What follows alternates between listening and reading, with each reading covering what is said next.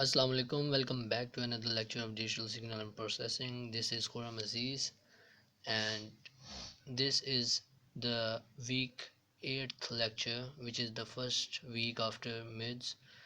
So in this lecture I will discuss with you what is butterfly diagram.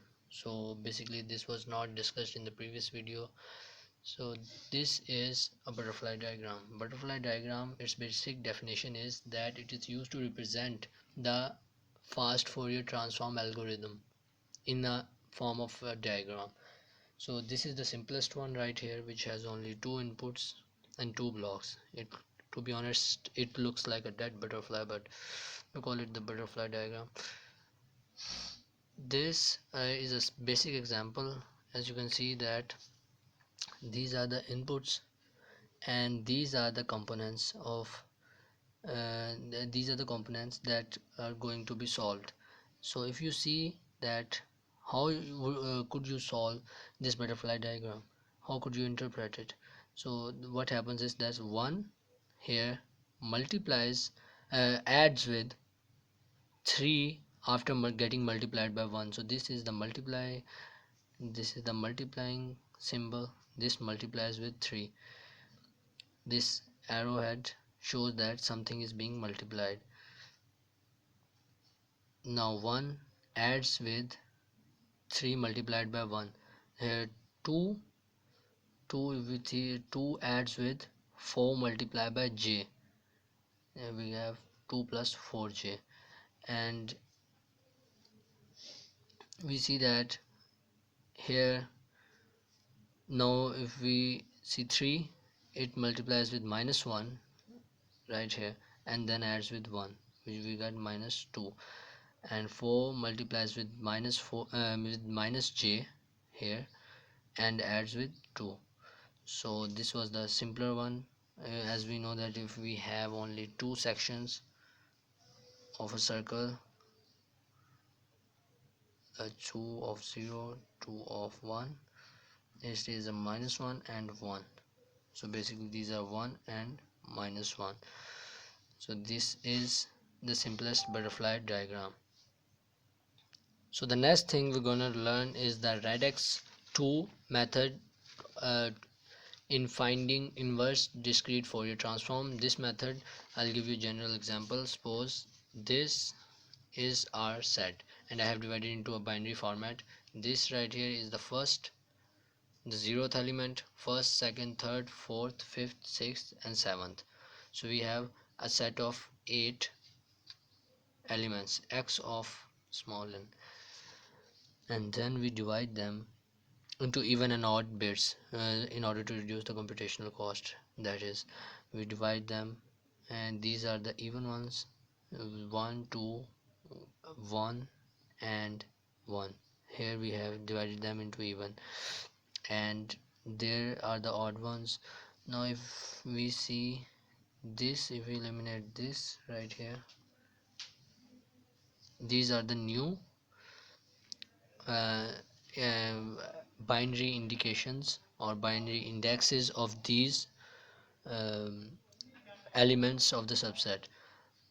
Now if we further divided them into 2 bits, here we have, this is all we were doing this. Why? Because we want to simplify our problem. You will see that it will get much easier to solve them when we do it with 2-bit. Now we divide them into 2 parts. Here we have, these are the even ones, 1 1, and 2 1 are the odd ones. So this is again even, odd. Here we have even and they are odd.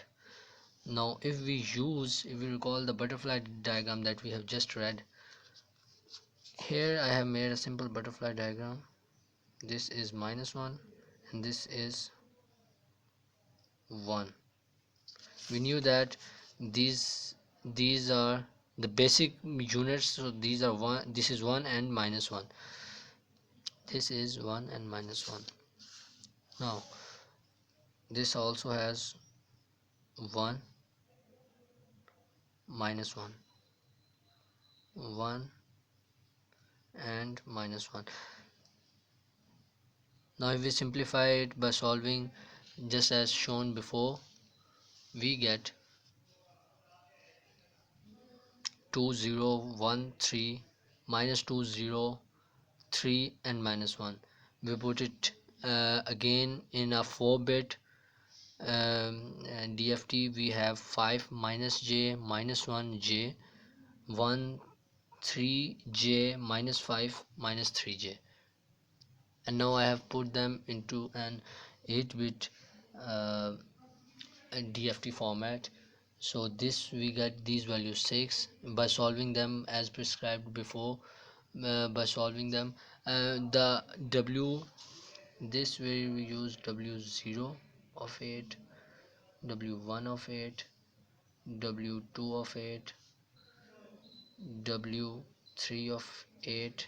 Here we have W4 or 4 of 8, W here we have 5 of 8, W6 of 8, W7 of 8.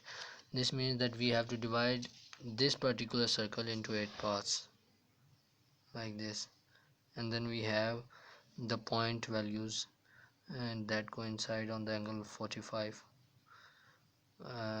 plus j.7. Similarly, the rest of the values we have discussed them in the previous lectures. Now when we solve this particular butterfly diagram, we have 6, 2.2, 1, -1 plus 5j. These and this answer, these are all the answers. Now if we want to apply the Radiix-2 method in order to find the inverse DTF, we take these values and take their 2-bit DFT. We'll get this, and then we take a 4-bit, and then after taking the 8-bit DFT, this was basically the DFT, 8-bit DFT, and now what we're doing, we're taking the inverse.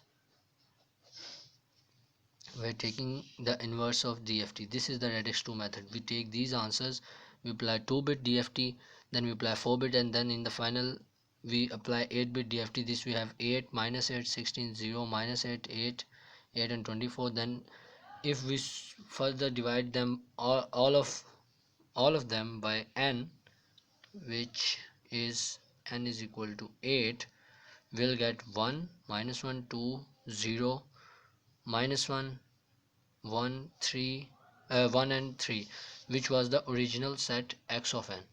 Now here you can see that if we want to notch out any frequency, we can simply do it by putting that frequency equal to 0. But not only the frequency, we have to put that conjugate of that frequency also to 0 by using the formula of frequency resolution. So that's it guys, that's it for this lecture. We'll see you next time.